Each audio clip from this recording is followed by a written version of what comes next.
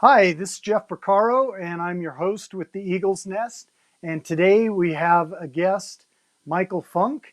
And Michael, I want you to tell us a little bit about what sports you've done at Maple Mountain, what events you do, and what year you are in school. Okay, so yeah, I'm a senior and I do track and field and also cross country. And I typically do the mile and 2 mile, sometimes an occasional 800. But yeah, and then cross country is about 3 miles. So love what I do. Wow, that's a lot of running. And as I've stated before, I you can't really see, but today I'm wearing my thrower shirt because my boys were throwers, and so we didn't get the running gene. So that's impressive that you guys can put in all those miles.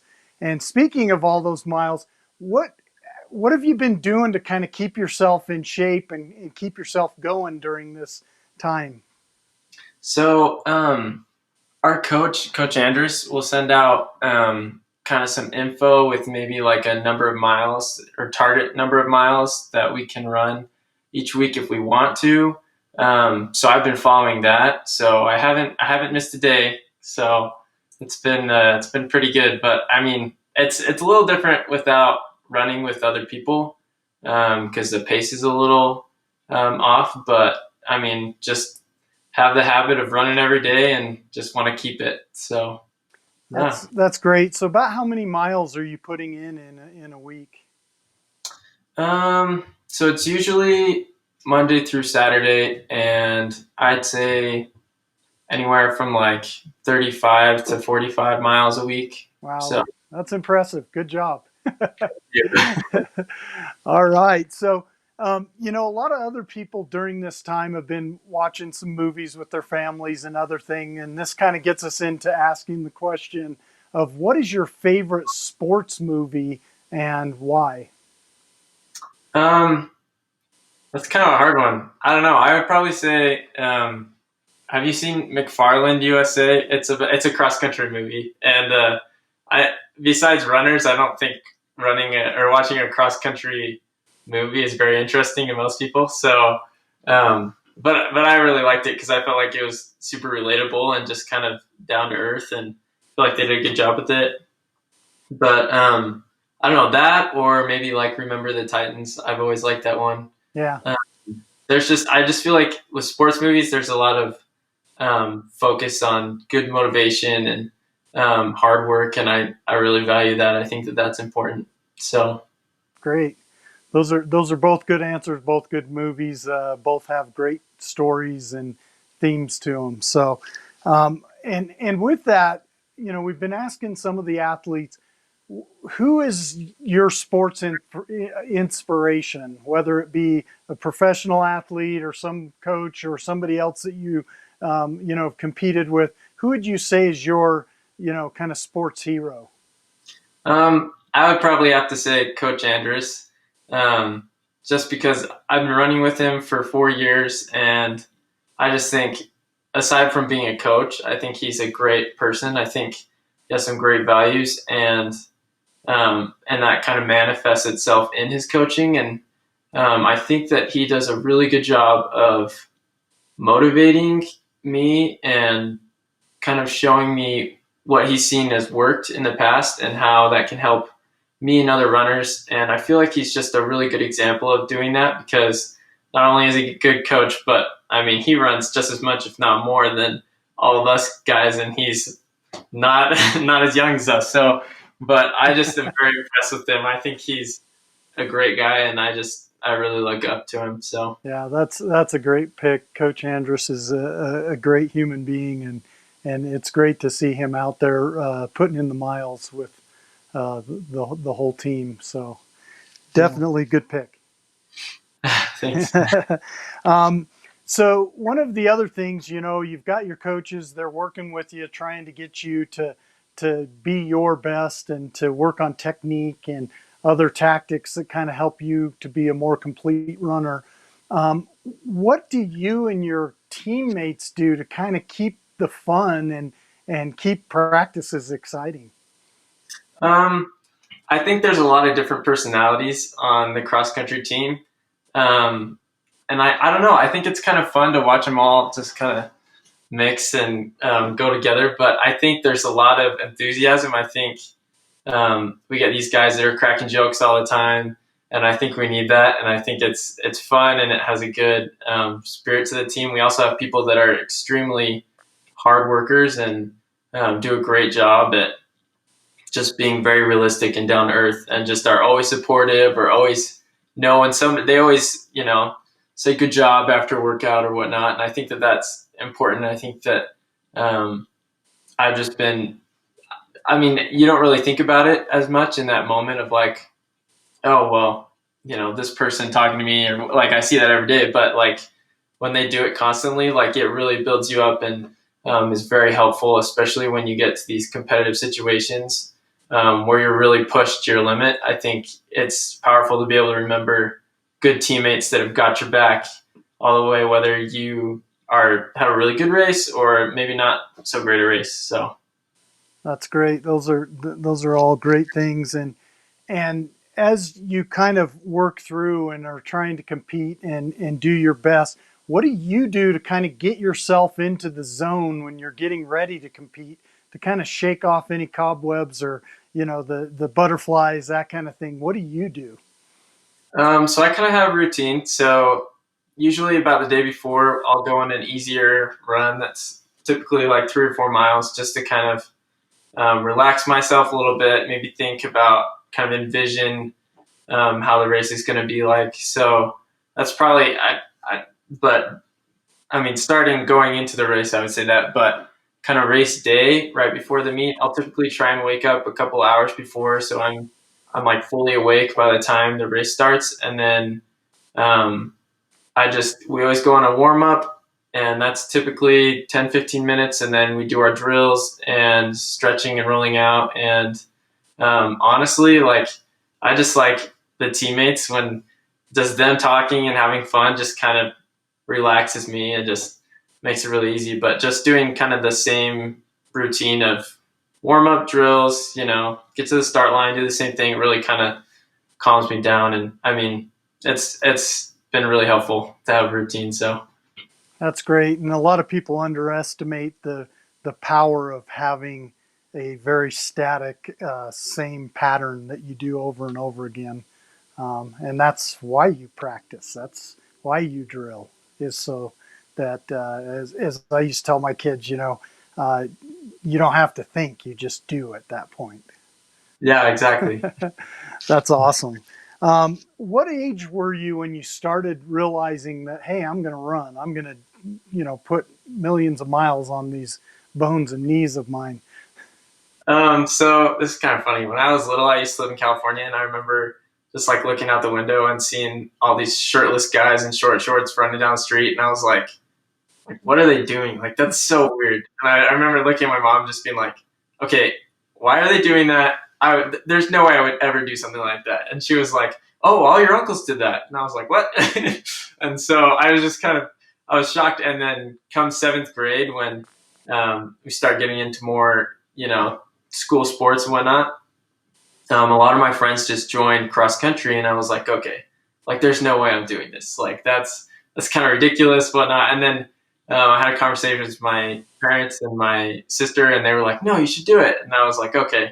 So then I went out for the team just with my friends, and I just did it more for a social thing. And then as time kept going on, I just kept doing it. I just stuck with it, and a lot of my friends have kind of dropped off, but some of my core friends have stuck around, and I think that we have a really good relationship because of that. But I think just just decided I was going to do it seventh grade, and I kind of decided like, well, if I've made it this far, there's no way I'm going to turn back now or just give up on this. Like I put in so much work already.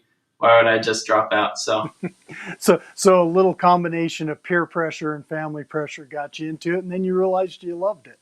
yeah, and I do it all the time. And honestly, with this whole quarantine thing, like it's the highlight of my day. So yeah, That's great, and it's definitely a very safe, socially distant activity as well. So yeah. good for you. Um, so thinking back into all of the years that you've been competing and running and all of that, and even, the last couple of years in high school, what would you say is your favorite memory from that time period? Ooh, that's kind of hard, but I'd probably say this year we did a trip down to Arizona. We went to the NXR meet, and I hadn't gone on a trip with the team yet. Like I'd done all the meets that I could that were just around, but I just, because I was doing other things, typically I just didn't have a ton of money to just go and do those trips typically. So this year I decided I was going to do it though. And we went to Arizona, and I think just the relationships and the fun time and spending that much time. We were there for like 3 days and 3 nights or something, and like just hanging out with all my teammates. Like, I mean, I hang out with them usually for like 2 hours every day, but like spending that much time with them, I felt like was like really great and kind of creating that bond. And it was just, I don't know, it was really fun. Like it was just a very good environment. And then, I mean, of course you get to race, which is great. So just doing that with my teammates, like having the fun and then having the hard together, just really brought us together. And I mean, that really motivated me to want to be better at the sport. And I think that's a super powerful memory to me. And just, I don't know, a very, very good uniting moment that I'll always remember. So, Very cool.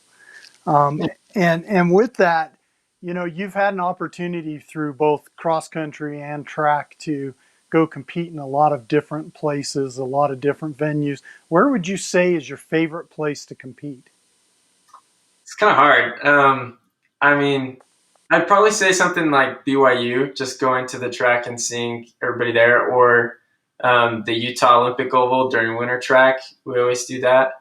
And I just feel like sometimes that feeling of like a little bit of stress, like butterflies, whatever, like whenever I kind of just see that, or it just like it gets me kind of excited in a certain way. So I feel like because I've done those meets repeatedly, I always get that feeling, and that's probably why I like them. Just that feeling of like, okay, like I'm getting ready to race, and see what I can do. And so I don't know. I'd probably say that's why those are my favorite, just because I've done them so many times. So Okay, yeah.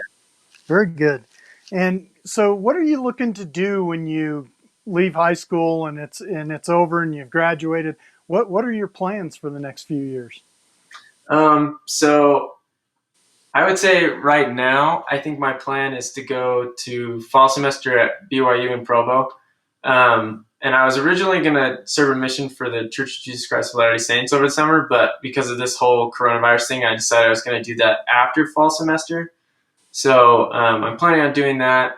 And then, I don't know, I've thought about going into maybe like business or marketing or like some type of art thing or whatnot, because I like drawing, doing that kind of thing. So, but I mean, we'll see. It's kind of up in the air at this point, but planning on serving a mission, and that's the only thing that's kind of set in stone and going to BYU. But Very yeah. cool. So yeah, so I was told I was talking to Coach Daryl Wyatt that I was going to be interviewing you, and he says ask him about his art.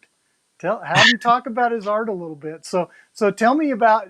He said something to the effect that you're the school artist or something to that effect. Tell us a little bit about that.